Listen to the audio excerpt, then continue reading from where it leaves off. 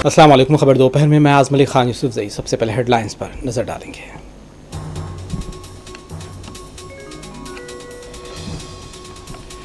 वक्फ तरमीमी bill से मुतालिक JPC के इजलास का आज से आगाज। शिया सुन्नी समेत तमाम फरीक़ैन से होगी बातचीत। जेपीसी चेयरपर्सन जगदम्बिका पाल का बयान। कांग्रेस के अलावा किसी भी पार्टी में बीजेपी से लड़ने का हौसला नहीं। कांग्रेस सदस्य मल्लिकार्जुन खड़गे का श्रीनगर में खिताब। कहा, डरने वालों को नहीं, लड़ने वालों का साथ दे।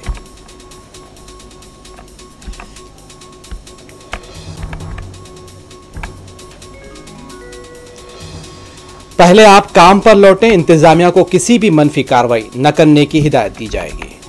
आरजी कार्ड ट्रेनी डॉक्टर की इस्मत रेजी और कत्ल वाक़े की समाअत के दौरान चीफ जस्टिस ऑफ इंडिया की डॉक्टर्स को हिदायत। निजामाबाद में बारिश के बाद नाले में बह जाने वाली 2 साला लड़की की लाश बरामद। अहल खाना और पसमानदगान में गम की लहर।